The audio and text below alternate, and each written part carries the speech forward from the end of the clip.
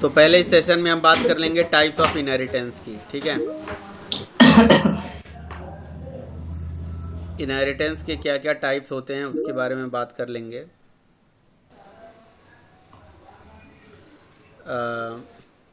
आप लोगों को पता है इनहेरिटेंस के टाइप्स?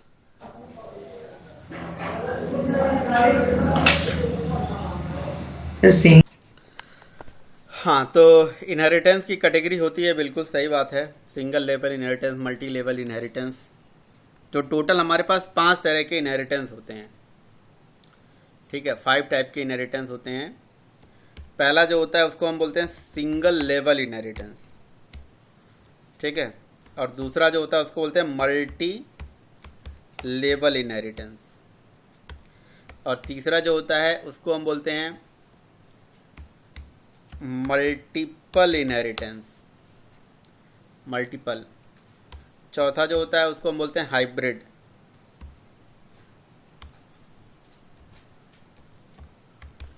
हाइब्रिड या hierarchical inheritance, sorry hybrid hybrid ही होता है। हायरार्किकल या नेटवर्क बेस्ड इनहेरिटेंस हम बोलते हैं, नेटवर्क या हाइब्रिड इनहेरिटेंस। ये इनहेरिटेंस की 5 कैटेगरी होती है, single level, multi level, multiple, hybrid and network. तो जैसे मान लीजिए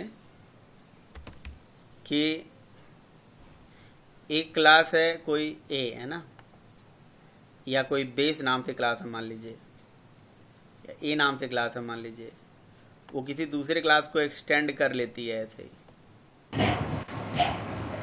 है ना, ऐसे, ठीक है। तो मान लीजिए कि ये एक क्लास है जिसका नाम है ए, और ये क्लास है जिसका नाम है बी, एज्यूम करिए आप। और मान लीजिए कि ए ने बी को इनहेरिट कर लिया, एक्सटेंड कर लिया मतलब, ठीक है। तो इस टाइप के इनहेरिटेंस को हम बोलते हैं सिंगल लेवल इनहेरिटेंस। तो जब भी सिंगल लेवल इनहेरिटेंस होता है, एक क्लास दूसरे को ऐसे इनहेरिट करता है। और मज़े की बात यह है कि जावा में कोई भी क्लास आप बनाते हो ना, जैसे मान लो आपने क्लास बनाया ए और आपने इसको किसी से इनहेरिट नहीं करा, तो बाय डिफ़ॉल्ट ये क्लास ऑलरेडी एक क्लास को इनहेरिट करती है, और उस क्लास का नाम होता है ऑब्जेक्ट क्लास।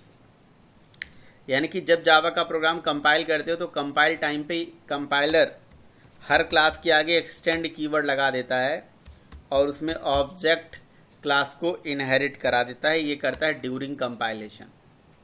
तो ड्यूरिंग कंपाइलेशन हर क्लास में एक ऑलरेडी एक क्लास एक्सटेंड होता है जिसका नाम होता है ऑब्जेक्ट,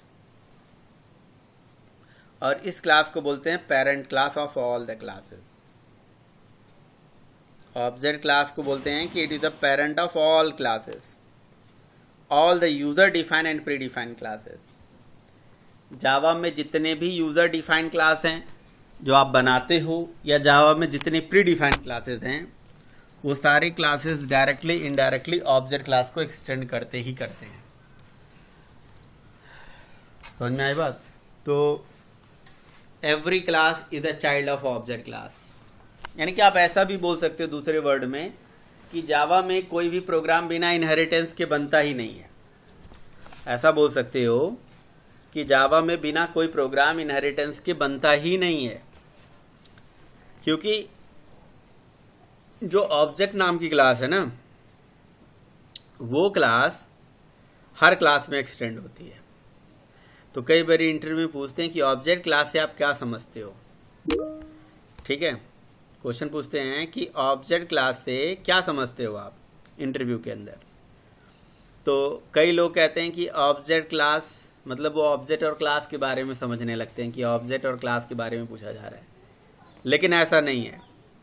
जावा में ऑब्जेक्ट नाम की क्लास होती है, उसके बारे में बात हो रही है, और ऑब्जेक्ट क्लास हर क्लास का पेरेंट क्लास होता है। अगर आप ऑब्जेक्ट क्लास के बारे में जानना चाहते हैं तो यही जान लीजिए कि ये हर क्लास का पेरेंट क्लास होता है, और जावा में कोई भी क्लास इसको एक्सटेंड करके ही बनती है। अब जैसे मान लो कि मैंने अपनी एक ए नाम की क्लास बनाई है ना, और उसमें मैंने खुद को एक्सटेंड करा दिया किसी दूसरे क्लास से, जैसे मान लो बी नाम से क्लास से एक्सटेंड करा दिया, ठीक है। तो बी क्लास तो कहीं ना कहीं होगी, ठीक है। तो कहने का मतलब ये है कि ऑब्जेक्ट क्लास, अच्छा, कंपाइलर देखता है, चेक करता है कि भाई क्या ये क्लास किसी क्लास को एक्सटेंड कर रही है। अगर कर रही है तो वो कुछ नहीं करता, अगर नहीं कर रही है तो ऑब्जेक्ट क्लास को एक्सटेंड कर देता है, ठीक है। अच्छा, फिर वो चेक करने जाता है कि जो एक्सटेंड हुआ है क्लास, क्या उसमें कोई क्लास एक्सटेंड है, नहीं, तो उसको ऑब्जेक्ट से एक्सटेंड करा देता है। तो कहने का मतलब ये हुआ, फिर से मैं बता रहा हूँ, जैसे क्लास का नाम है बी और वो ए को एक्सटेंड कर रही है, क्लास का नाम है बी और वो सॉरी क्लास का नाम ए और वो बी को एक्सटेंड कर रही है, क्लास का नाम है ए और वो मान लो बी को एक्सटेंड कर रही है, class a extend b, right. तो ऑब्जेक्ट क्लास कहाँ एक्सटेंड होने जाएगा, ऑब्जेक्ट क्लास एक्सटेंड होने जाएगा बी में, समझ आई बात। लेकिन अगर कोई क्लास किसी को एक्सटेंड नहीं कर रही है तो वो बाय डिफ़ॉल्ट किसको एक्सटेंड कर रही है, वो हमारे ऑब्जेक्ट क्लास को एक्सटेंड कर रही है। तो ये बात याद रखें, यानी कि कंपाइलर बिल्कुल उसी तरह से काम करता है, जैसे अगर आप कंस्ट्रक्टर बनाते हो तो नहीं बनाएगा, नहीं बनाते हो तो बना देता है।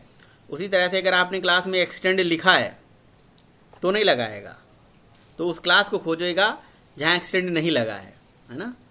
और अगर एक्सटेंड नहीं लगा है तो बाय डिफ़ॉल्ट क्या लगा देगा, एक्सटेंड लगा देगा, और वो एक्सटेंड क्या लगाएगा, एक्सटेंड लगाएगा ऑब्जेक्ट।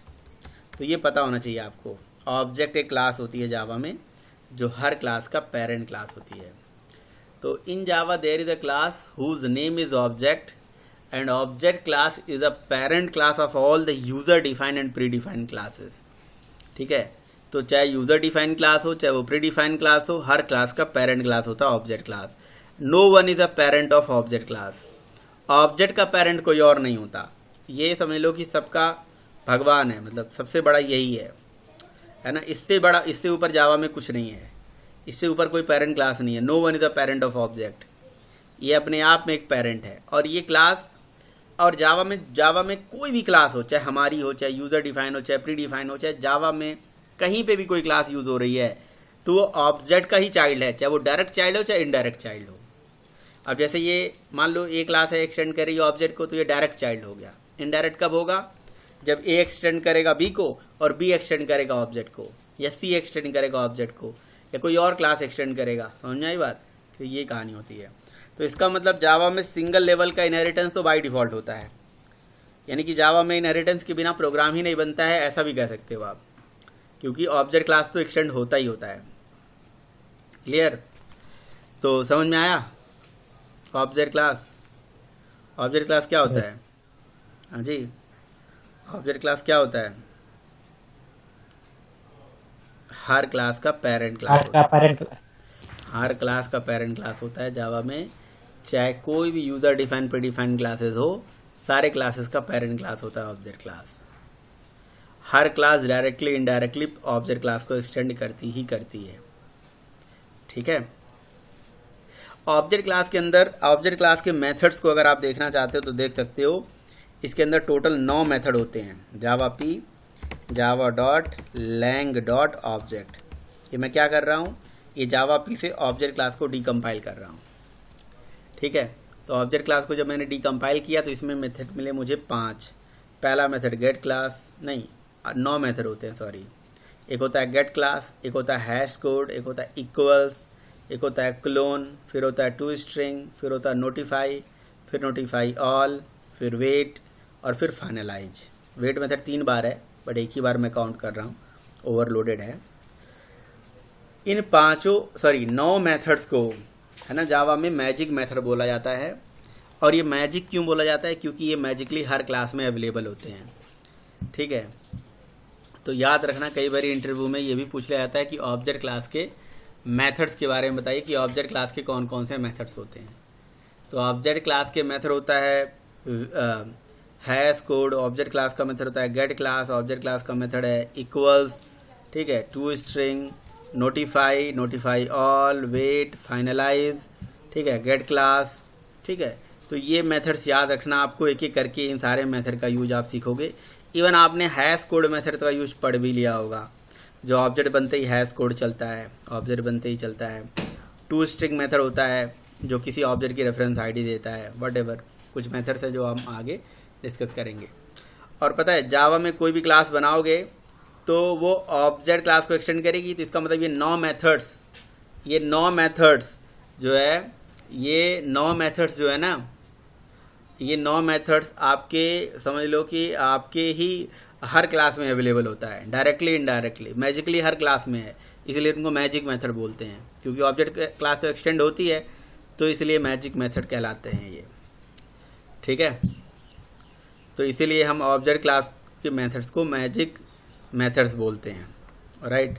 और इस तरह से हमने ये जाना कि ये सिंगल लेवल पे हमारा इनहेरिटेंस होता है, सिंगल लेवल इनहेरिटेंस, राइट। बताइए कोई दिक्कत?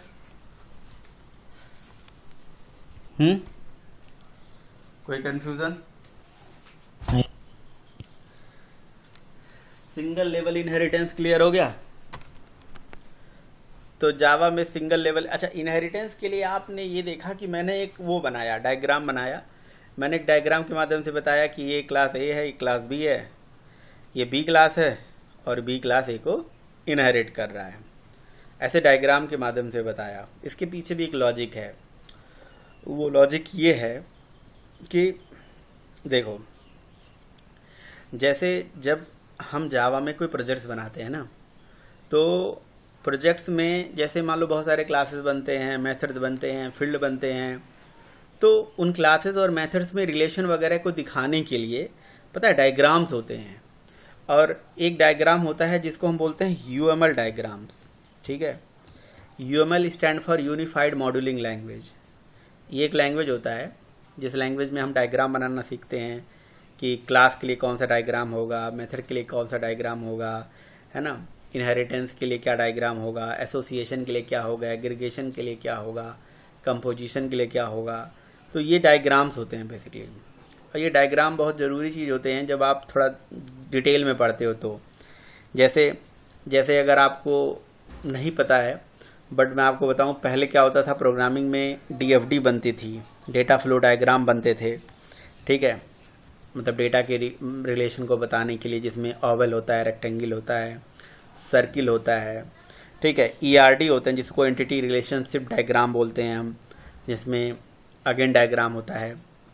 बट ईआरडी डीएफडी जो होते हैं ना, ये आपकी प्रोसीजरल ओरिएंटेड प्रोग्रामिंग के लिए होते हैं, ऑब्जेक्ट ओरिएंटेड के लिए नहीं। ऑब्जेक्ट ओरिएंटेड प्रोग्रामिंग में यूएमएल डायग्राम बनते हैं, तो यूएमएल नोटेशन जिनको हम बोलते हैं। तो यूएमएल नोटेशन में हर चीज़ के लिए डायग्राम होता है, चाहे वो क्लास हो, चाहे मेथड हो, चाहे इनहेरिटेंस हो। तो आपको पता है थोड़ा बहुत डायग्राम के बारे में आइडिया होना चाहिए, राइट। तो अगर आप जावा में सर्च करोगे तो जावा में यूएमएल डायग्राम्स, तो आपको डायग्राम बहुत सारे मिल जाएंगे।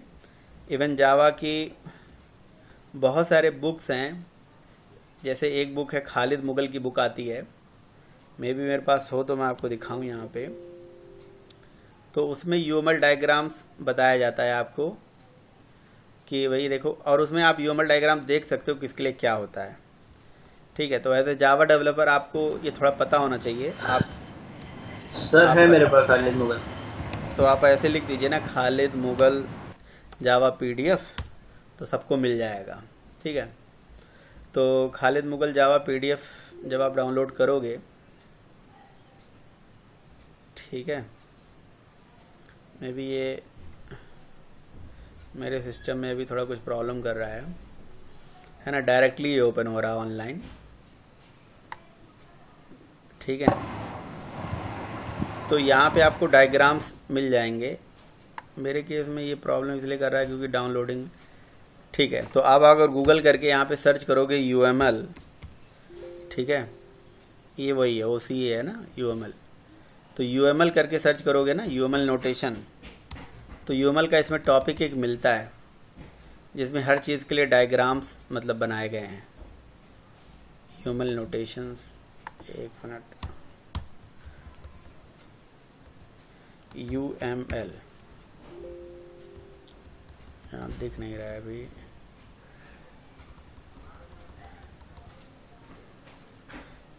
उसके पीडीएफ में होता तो है डायग्राम। ये खालिद मुगल वाली ही बुक है बेसिकली, लेकिन यहाँ डायग्राम क्यों दिख नहीं रहा है। मिलता है, मैं आपको नीचे कहीं दिखाता हूँ। यूएमएल नोटेशन के नाम से होगा, या तो यूएमएल, ठीक है। या आप एक काम कर सकते हो, आप बस ऐसे लिख दो यूएमएल नोटेशन। वो तो खालिद मुगल की बुक में आप मिल जाएगा, आप डाउनलोड कर लेना। मेरा पीडीएफ डाउनलोड नहीं हो रहा है, ठीक है। तो यूएमएल नोटेशन फॉर जावा, है ना, जावा कोड, कुछ भी करके आप लिख देना। और आपको देखो ये डीजन करके साइट है, यहाँ से जाके आप यूएमएल नोटेशन देख सकते हो किसके लिए क्या होता है। जैसे क्लास के लिए यूएमएल नोटेशन होता है ना, इनहेरिटेंस के लिए होता है, एग्रीगेशन के लिए होता है, कंपोजिशन के लिए होता है, ठीक है। इमेजेस में जाके देख लेते हैं यार, ठीक है। देखो ये है यूएमएल नोटेशंस, ऐसे होते हैं, ठीक है। तो ये क्या डिनोट कर रहा है, ये कार एक क्लास है, ये कलर और वाइट उसकी प्रॉपर्टी हैं। ये डिनोट कर रहा है मतलब एक रिलेशन को, है ना, एक रिलेशन को डिनोट कर रहा है यहाँ पे। और ये रिलेशन एग्रीगेशन है, ये कि मतलब कार इन चीज़ों से मिल के बनी है, जैसे ब्रांड है, लोकेशन है ना, वॉट इस तरह से यहाँ पे आ जाओ। ये एक इंटरफेस है, इसमें प्लस मूव, ये मेथड्स हैं, ये मेथड्स हैं जो बनाए गए हैं। ये मूव सर्किल एक क्लास है जो इसको इनहेरिट करके बनाई गई है। देखो इनहेरिटेंस के लिए ऐसे एरो होता है, ये डॉट डॉट डॉट करके इम्प्लीमेंट्स होता है।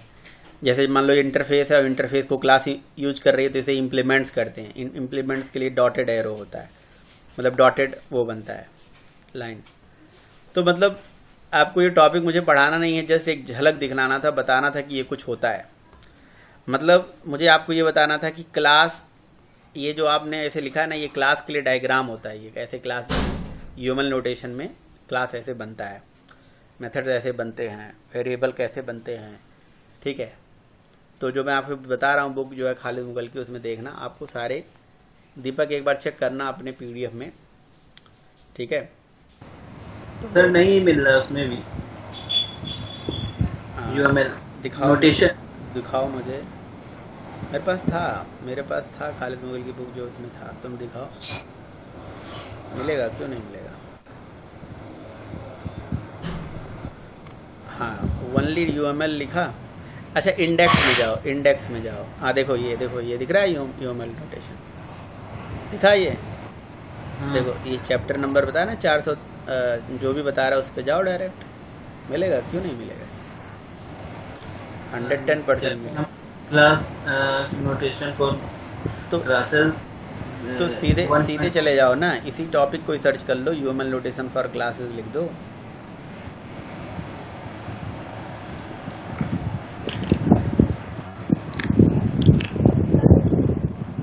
तो चैप्टर वगैरह हटा दो, इस टॉपिक पे डायरेक्ट जंप कर जाओगे, मिल जाएगा। अरे नीचे लाओ, अपने आप डायग्राम बहुत सारे दिख जाएंगे, स्क्रॉल कर लो।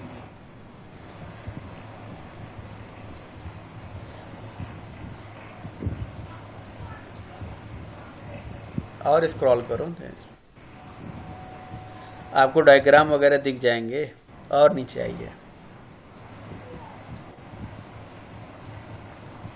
अरे अलग से भी बुक आती है, पीडीएफ से मिल जाएगी, लेकिन इसमें है, मैं 100% श्योर हूँ, मैंने कई बार ही देखा है। और आओ देखो यहाँ ये, हाँ ये एरे ऑफ एरेस करना, हाँ उसके लिए यूएमएल नोटेशन बना के समझाया गया है। लेकिन और आओ नीचे ना, आपको अलग से मिल जाएगा, इसके लिए आप खोज लेना, मिल जाएगा, ठीक है। 110% मिल जाएगा आपको। स्पेशली यूएमएल पढ़ाने के लिए वो बताया गया है कि क्लास ऐसे होता है, एग्रीगेशन ऐसे होता है, एसोसिएशन ऐसे होता है ना। चैप्टर 3 डिक्लेरेशन ये, हाँ आप सर्च कर लेना, ठीक है, मैंने अपना स्क्रीन शेयर कर दिया। तो कहने का मतलब ये है कि जब भी इनहेरिटेंस हम पढ़ाते हैं, मैं पढ़ाता हूँ स्पेशली यूएमएल के बारे में थोड़ा बता देता हूँ लोगों को, थोड़ी पता हो जाए। बाकी आप यूएमएल के बारे में पढ़ना और अगले क्लास में बात कर लेंगे, अगर आपको कोई दिक्कत होगी, परेशानी होगी, ठीक है। तो तो बेसिकली ये हमने बी क्लास ने ए को इनहेरिट कर दिया, इसको बोलते हैं सिंगल लेवल इनहेरिटेंस। और अगर मान लो कि इसी के नीचे एक और क्लास बना दें सी, ठीक है, इसी को इनहेरिट करके एक और क्लास यहाँ बना दिया जाए सी, ठीक है, तो इसको बोलते हैं multi level inheritance. Multi level का मतलब एक लेवल में बहुत सारी क्लासेस एक दूसरे को ऐसे इनहेरिट करके बना दी गई, तो दैट इज़ मल्टी लेवल। तो मल्टी लेवल मतलब एक से ज़्यादा लेवल, समझ में आई बात? एक से ज़्यादा लेवल बन गया, सी ने बी को इनहेरिट किया और बी ने ए को इनहेरिट किया और ए ने ऑब्जेक्ट को इनहेरिट किया, है ना, तो ये मल्टी लेवल हो गया। तो सिंगल लेवल तो इनहेरिटेंस बाय डिफ़ॉल्ट जावा में होता ही होता है, और मल्टी लेवल जब आप किसी क्लास को किसी में इनहेरिट कर देते हो तो मल्टी लेवल बन जाता है।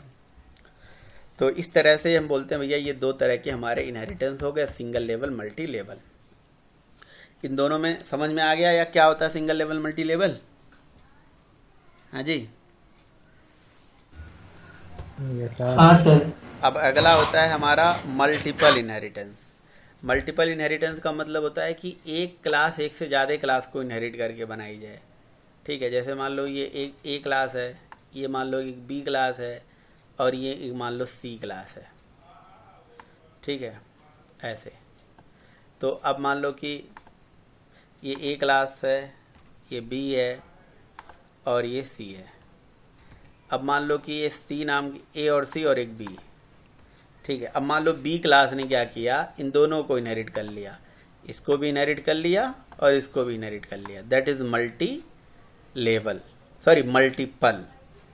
यानी कि कहने का मतलब ये मैं नोटपैड में लिख रहा हूँ, क्लास बी एक्सटेंड्स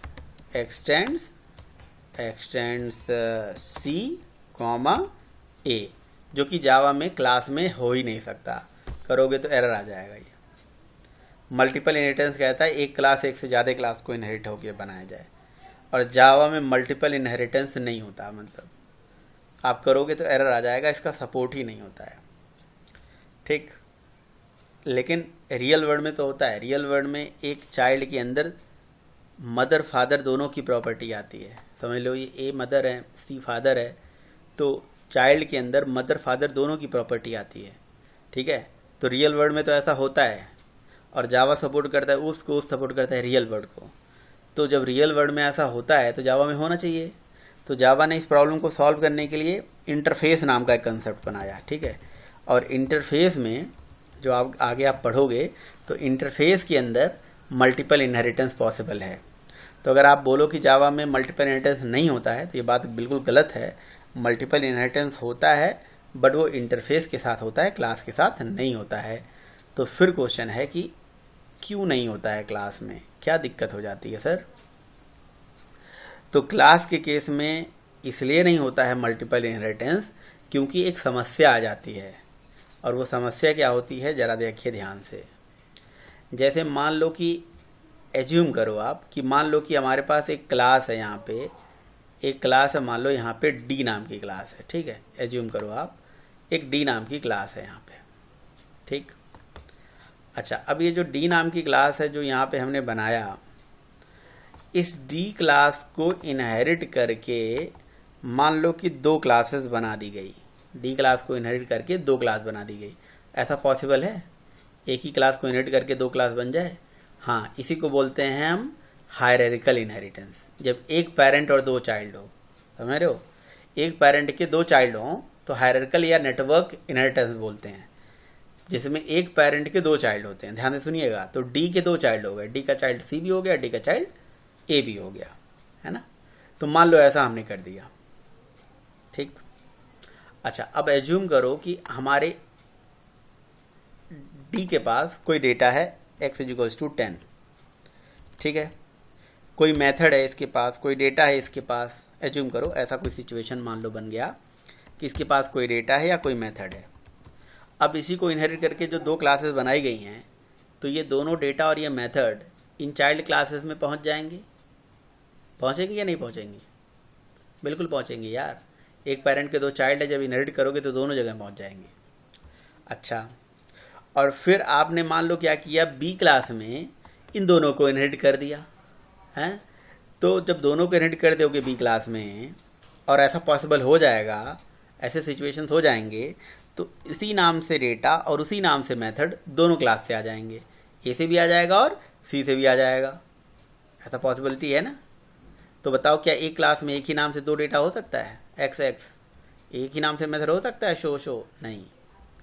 तो ये एक सिचुएशन है जहाँ पे एक प्रॉब्लम आ सकती है। किस टाइप की? मल्टीपल इनहेरिटेंस करने से प्रॉब्लम आ सकती है। तो क्या इस प्रॉब्लम को बोलते हैं एम्बिग्यूटी प्रॉब्लम, डेटा एम्बिग्यूटी। फिर से मैं बताता हूँ।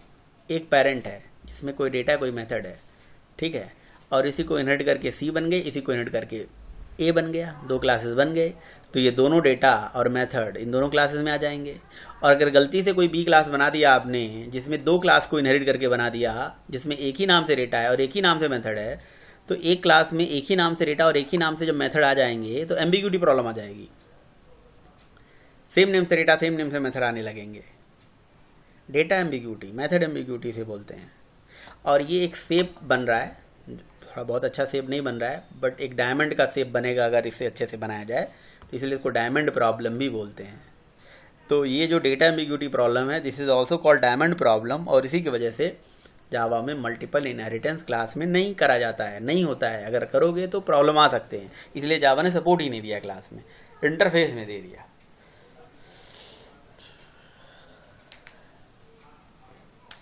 बात समझ में आई या नहीं आई? आया समझ में? बोलो भाई, आया समझ में? जी सर। तो ये डायमंड से प्रॉब्लम। हाँ, इसीलिए इसको बोलते हैं हम कि भाई ये इनहेरिटेंस जावा में नहीं होता है। अच्छा, अगला इनहेरिटेंस होता है हाइब्रिड। हाइब्रिड जो होता है combination of any two inheritance. किसी दो इनहेरिटेंस को मिला दो। जैसे मैंने मान लो कि मैंने मिला दिया किसको, ये मेरा मान लो कि मल्टी लेवल हो गया, ठीक, और इधर मान लो मेरा मल्टीपल हो गया, ठीक है। अब एज्यूम करो ये ए क्लास है, ये बी क्लास है, सी क्लास है। अब इस तरह से इनहेरिट करके मान लो बना दिया गया है, ठीक है, मान लो इस तरह से इनहेरिट करके बना दिया गया है। और आपने किया क्या, आपने ये जो क्लास बनाई, सॉरी इस तो उतना अच्छे से बन नहीं पा रहा है, ये जो क्लास बनाई इसमें इसको भी इनहेरिट कर लिया और इसमें इसको भी इनहेरिट कर लिया। यानी कि आपने ये इतना जो काम किया ये हो गया मल्टी लेवल। लेकिन ये इतना जो काम हुआ, ये पूरा ये इतना जो काम हुआ ये हो गया मल्टीपल।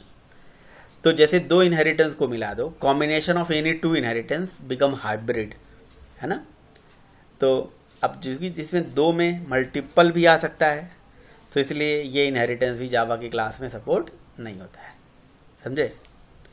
तो सिंगल लेवल में एक ही पेरेंट होता है, मल्टी लेवल में एक से ज़्यादा पेरेंट होते हैं।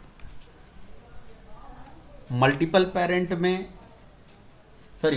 में एक से ज़्यादा पेरेंट और एक चाइल्ड, समझ रहे। और हाइब्रिड में कॉम्बिनेशन ऑफ एनी टू।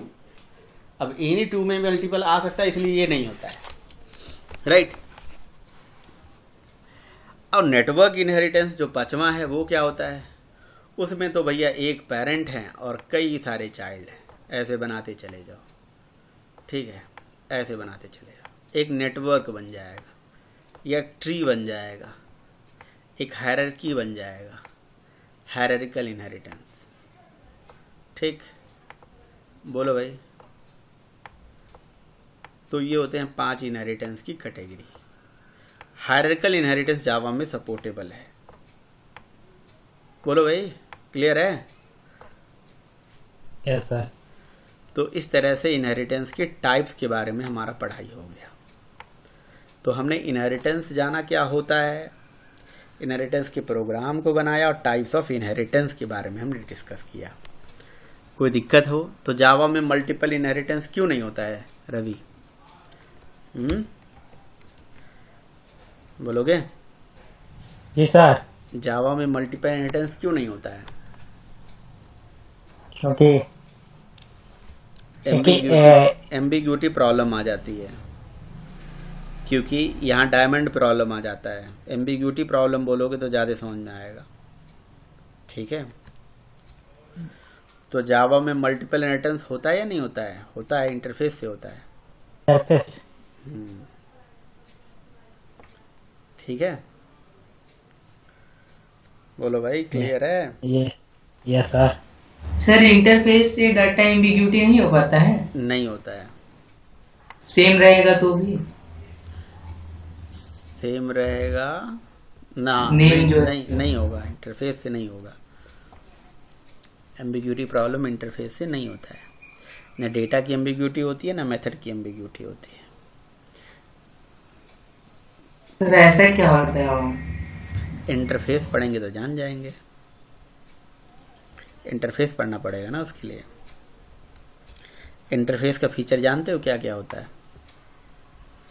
नहीं सर। तो फिर उसी को जब पढ़ेंगे तभी पता चलेगा उसमें क्या होता है। तो ये 5 तरह के इनहेरिटेंस होते हैं। इनहेरिटेंस के जो मैंने कंसेप्ट को बताया कि डेटा ऐसे ऐसे कॉल होता है, इनहेरिटेंस के लिए एक्सटेंड कीवर्ड होता है, ये सब बहुत जानना आपके लिए ज़रूरी था। अब आपको इनहेरिटेंस से लेके मतलब रिलेटेड ही एक प्रोग्राम आपके लिए बनाता हूँ जिसका नाम है child3। और child3 एक क्लास हमने बनाया और एक क्लास हमने बनाया जिसका नाम रख दिया base3। तो base3 एक क्लास है और base3 क्लास को एक्सटेंड करके मान लीजिए child3 क्लास बनाई गई है। ठीक है, और एज्यूम करिए कि जो base3 क्लास है इसमें कोई डेटा है, जैसे मान लीजिए int x इक्वल्स टू 10 नाम से एक डेटा है। ठीक है, और ये बनाया हमने एक मेथड जिसका नाम रख दिया void show ओपनिंग क्लोजिंग। ठीक है, system.out.println और यहाँ पे हमने प्रिंट कर लिया x को। और यहाँ से हम अगर अपनी क्लास का ऑब्जेक्ट बनाएंगे और मेथड चलाएंगे तो आउटपुट तो आ ही जाएगा। हमने ऑब्जेक्ट बना दिया और मेथड को कॉल कर दिया तो आउटपुट तो आ ही जाएगा, कोई दिक्कत तो आएगी नहीं। कितना आ जाएगा? 10। लेकिन अगर इसी नाम से ही डेटा चाइल्ड क्लास में भी बना दिया जाए और उसमें कुछ और वैल्यू दे दी जाए और इसी नाम से मेथड डेटा पेरेंट में भी है तो फिर आउटपुट क्या आएगा आप लोगों के हिसाब से? किसका डेटा आएगा? सर 20 आएगा। चाइल्ड का। हाँ, पेरेंट का डेटा नहीं आएगा। क्यों भाई, क्यों रवि?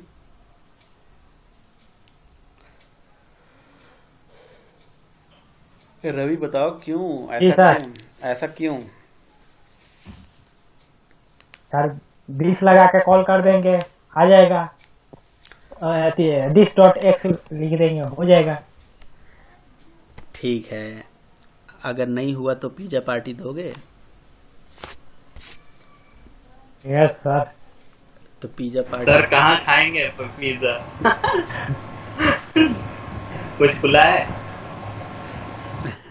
14 तारीख का बाद। 14 तारीख के बाद, और क्या।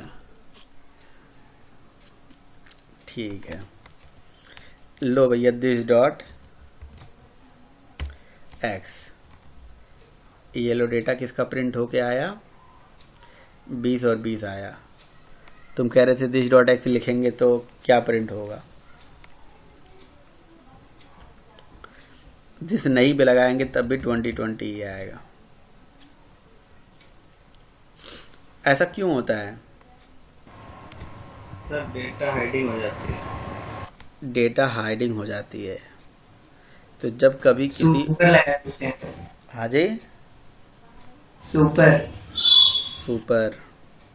हाँ, दो ही चीज़ होती है, दिस होता है एक सुपर होता है, दोनों में से तो एक चलता ही है। हैं, तो दोनों में से एक बोल दोगे तो सही हो ही जाएगा।